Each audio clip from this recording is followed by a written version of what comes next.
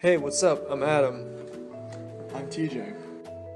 You know, video games are a powerful thing. Believe it or not, they can control our emotions and feelings by making us believe we are actually there.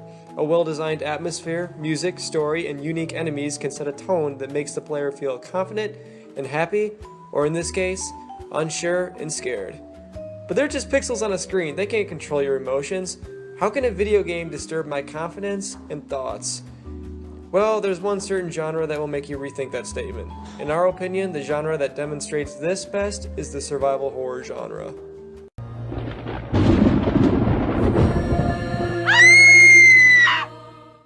So what was the first survival horror game ever made?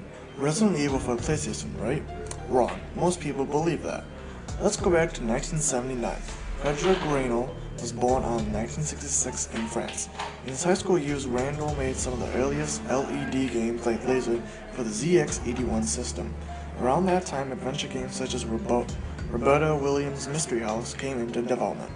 It was a simple murder mystery inspired story that boasted its new generation of colored graphics.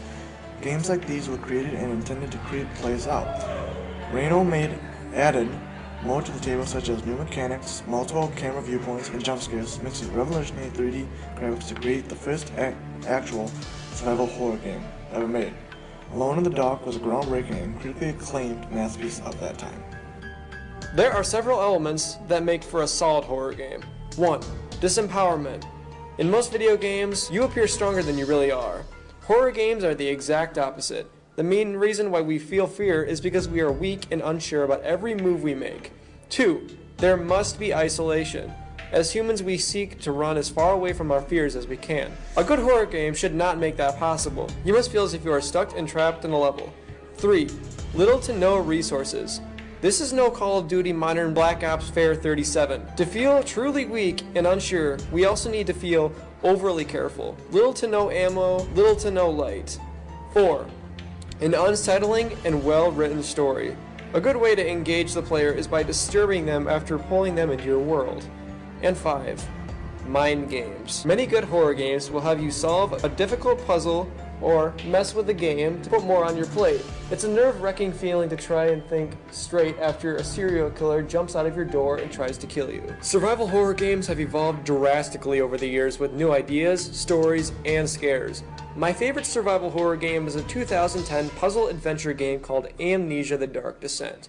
Amnesia had a unique first-person experience that isolated you into its environment and has you physically move the mouse to open doors, carry items, and pull levers to make you feel as if you, the player, is actually the main character of the game, in a more realistic way. At the time, Amnesia was said to be the scariest game of all time. Many popular YouTube gamers, such as Markiplier, Ah! No! No, no, no, no, no! Oh, go away, go away, go away, go away! Oh my god! PewDiePie, Ah! Ah! Ah! Ah! Ah! and a couple of other daredevils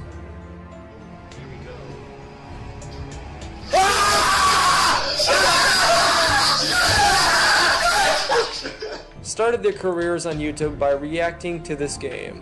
I love Amnesia.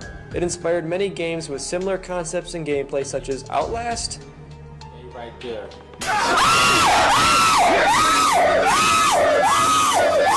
and Alien Isolation. Wow!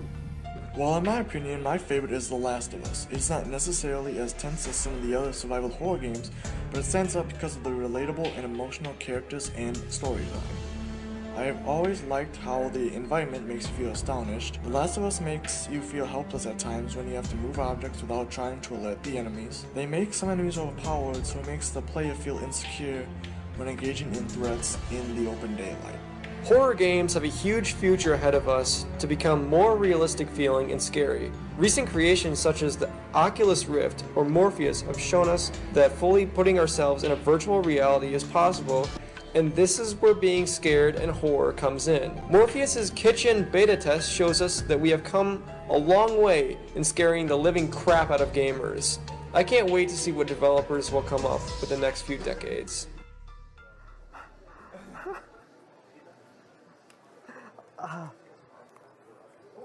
I wasn't scared, right?